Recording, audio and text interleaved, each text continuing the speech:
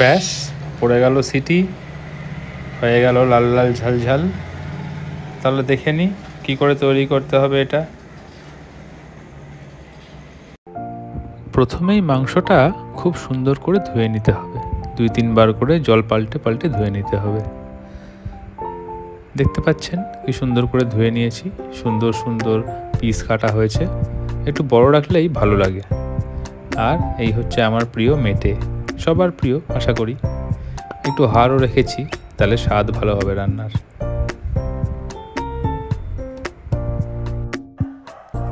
ধোয়া হয়ে গেল, এবারে আমরা ম্যারিনেট করব। এই যে মশলাগুলো আছে, এই মশলাগুলো দিয়ে করব। এখানে আছে হচ্ছে জিরে গুঁড়ো, ধনে গুঁড়ো, হলুদ, কাশ্মীরি লঙ্কা, ঝাল লঙ্কা এবং লবণ দিয়ে দিলাম সব কিছু একসাথে।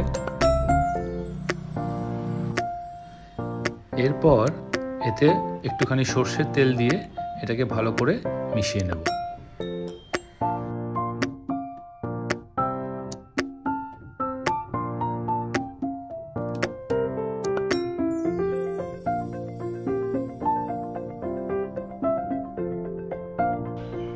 মশলাগুলো দিয়ে ভালো করে মিক্স করে নেওয়ার পর এর মধ্যে আমরা দিয়ে দেব আদা রসুনের পেস্ট।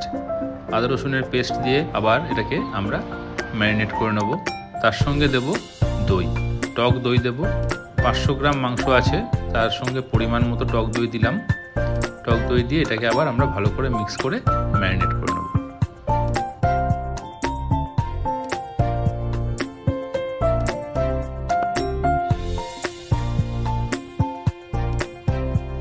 দেখতে পাচ্ছেন কি সুন্দর করে ম্যারিনেশনটা হয়েছে। প্রতিটা মাংসের গায়ে ভালো করে মশলাটা লাগিয়ে নেব। এরপর আমরা 1 ঘন্টার জন্য মাংসটাকে রেখে দেব। এরপর পেঁয়াজ কেটে নেব। আমি পেঁয়াজ পেস্ট করে রান্না করি, আপনারা চাইলে গোটা পেঁয়াজ দিয়েও রান্না করতে পারেন কেটে কেটে। আমি পেঁয়াজগুলো 4 টুকরো করে কেটে নিই। 4 টুকরো করে কেটে নিয়ে সেইগুলোকে মিক্সার গ্রাইন্ডারে পেস্ট করে নিই। এই ক্ষেত্রে আমার মনে হয় যে গ্রেভিটা তৈরি হয় সেই গ্রেভিটা একটুখানি স্মুথ হয়। আমার খেতে ভালো লাগে, আশা করি আপনাদেরও ভালো লাগবে। আপনারা এইভাবে ট্রাই করে দেখতে পারেন। এই যে পেঁয়াজগুলো কেটে নিচ্ছি, পেঁয়াজগুলো কেটে মিক্সার গ্রাইন্ডারে মিক্স করে নেব। পেঁয়াজ, লঙ্কা আর একটু লবণ নিলাম। এবার এটাকে পেস্ট করে নেব। এই যে পেস্ট তৈরি হয়ে গেছে। এবারে আলু কেটে নেব। মাংসের মধ্যে আলু ছাড়া কি আর মাংস ভালো লাগে? আলু তো দিতেই হবে। এবার কড়াই গরম করে তেল দিলাম। তেলটা গরম হোক, ততক্ষণে আলুটাকে ম্যারিনেট করে নিই। আলুটাতে নুন হলুদ মাখিয়ে নেব। আলুটা ভাজতে হবে। আলু ভাজা হলে মাংসের ঝোলে খুব সুন্দর একটা টেস্ট হয়। আলুটাকে মিশিয়ে নিলাম নুন আর হলুদ দিয়ে। এরপরে আলুগুলোকে ভেজে নেব। এই যে আলু ভাজা চলছে, লাল লাল করে ভেজে নিয়েছি। এবারে আলুগুলো তুলে নেব। লবঙ্গ, গোটা জিরে, ছোট এলাচ, দারচিনি, তেজপাতা আর শুকনো লঙ্কা এইগুলো ফোড়নে দেব। তার আগে একটু গরম তেলে চিনি দিয়ে নেব।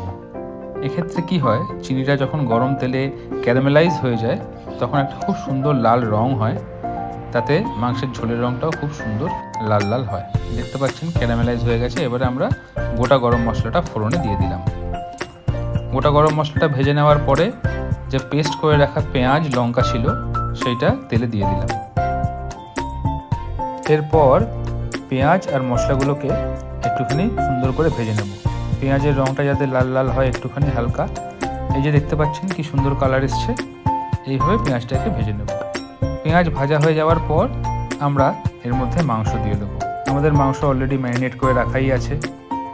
এরপর ম্যারিনেট করে রাখা মাংসটা মশলায় দিয়ে ভালো করে মিশিয়ে নেব, যাতে মশলা আর মাংস একদম একসাথে মিলেমিশে একাকার হয়ে যায়। খুব ভালো করে মশলার সঙ্গে মাংসটা মিশিয়ে কিছুক্ষণের জন্য এটাকে ঢেকে একটুখানি কষিয়ে নেব।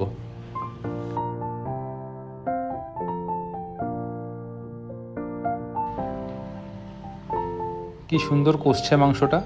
আমি কিন্তু একটুও জল দিইনি এখনো, যা জল সব মাংসর থেকেই বেরিয়েছে। মাংসটা একটু মিশিয়ে নেব আরেকবার, যাতে কষানোটা আরও সুন্দর হয়।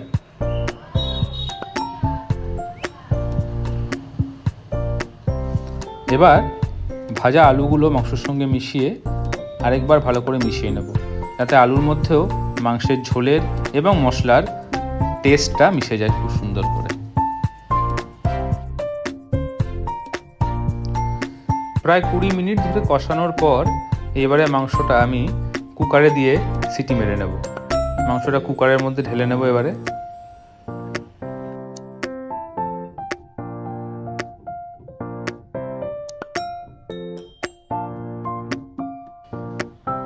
মাংস কুকারে ঢেলে নিয়েছি।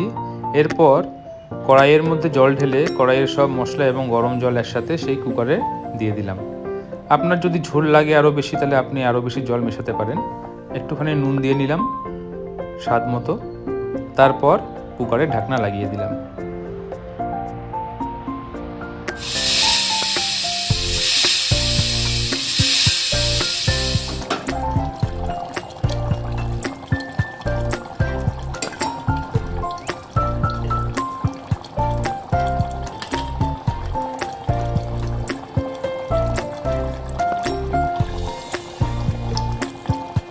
তিনটে সিটি, আর এরপর তার মধ্যে গরম মশলা আর ঘি দিয়ে আরেকবার ভালো করে ফুটিয়ে নেব।